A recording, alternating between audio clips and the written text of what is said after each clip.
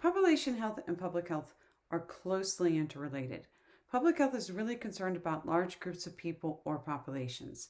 And these populations are usually defined by one or more factors: geographic areas, demographic characteristics, health across different groups.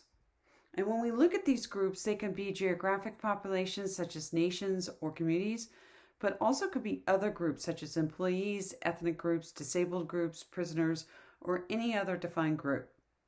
The health outcomes of such groups are of relevance to policymakers in both the public and private sectors. And when you look at this graph, and I like this graphic that the University of Wisconsin put together, this graphic has two areas. The outcomes are what are statistics. So like looking at the death rates of or mortality rates across different groups, and to see that some groups have disproportionately higher rates than others. That is a disparity. That is a health difference. So, for example, higher rates of diabetes in Native Americans compared to a white population in an urban area.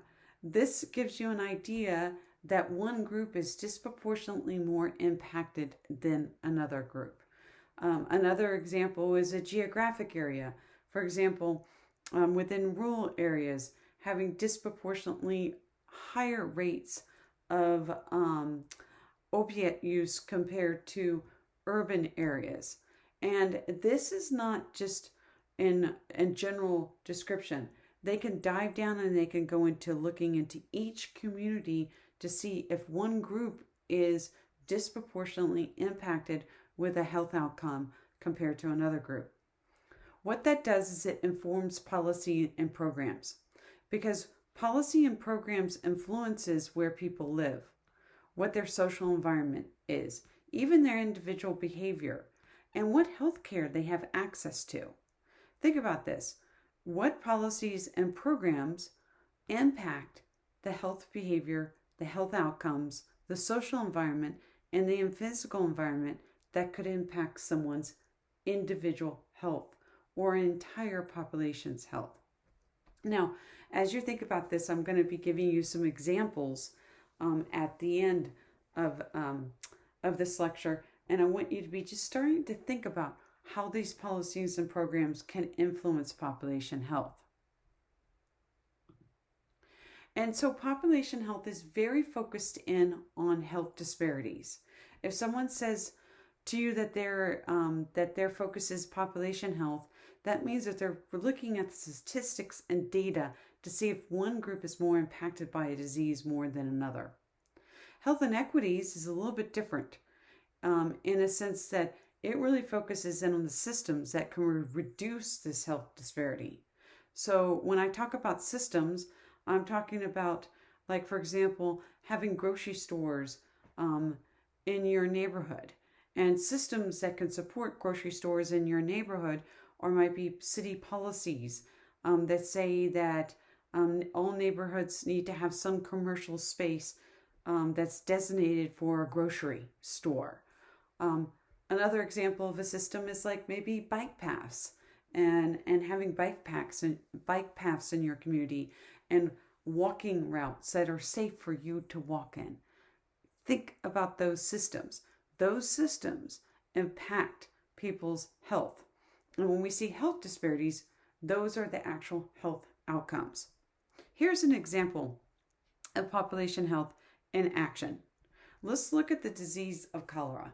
Cholera is a fatal intestinal disease, and this is a case study, and this is a famous one, by the way, was rampant during the early 1800s in London, causing deaths to tens and thousands of people within the first hours of symptoms. What people thought was that cholera was commonly thought to be caused by bad air from rotting organic matter. But that is not the case. What happened was, enter in John Snow. John Snow is best known for his work in tracing the source of the cholera outbreak, and is considered the father of modern epidemiology. Epidemiology is the study of diseases and trends of population health. So epidemiology and population health work hand in hand together. And so John Snow did not believe that cholera was caused by bad air. John Snow wanted to investigate the real reason and causes of cholera and the infection.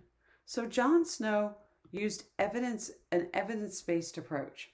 And at first he thought, what is the problem? And what he did is he went out and street by street, he knocked on people's doors and he asked them, are you sick? How many people in your household are sick? And he plotted it out on a map where people were sick. And do you see how groups of people are starting to cluster into disproportionately? You could see geographically, some people are more inclined to get cholera than others. And so this cluster of cholera, as you can see right there, is definitely what they call a hot spot. So he started then thinking about, what are the commonalities of the people who are in these clusters to pump site locations? And pump site locations are where people get their water. So looking at this map, he started to examine it, and that he could see that the water pump located in this area had a cluster, a group of people who were disproportionately getting cholera compared to someone who, let's say, lived on the outskirts of this area. And so through continuous research, he started to find risk factors, and he started to use a public health approach. He started to ask, what interventions will work with the water supply from the Broad Street pump? Now that we know that is a big risk factor, Snow then worked to identify interventions to address the problem. And what he did was he thought about, what can we do to stop the exposure of contaminated water from the large supply? And then what can we do to start addressing this contaminated water? So what do you think he did? He went to the council, the city, British government, and he convinced them to remove the water handle pump. And that was a big difference, because eventually it actually started to reduce the cholera cases. And after a long battle with the politicians and the water companies, he convinced the British government that water contaminated with sewage was the source of cholera and other diseases, which resulted in the implementation of policies and laws for water sanitation. So when you think about that, that starts to you think not about the individual person, but the group of people that are impacted by this. And this is considered population health. When we're looking at disease trends and looking the impact of these disease trends. In the next little video segment I'm going to have you look at is I'm going to show you some examples of how population health can inform policy.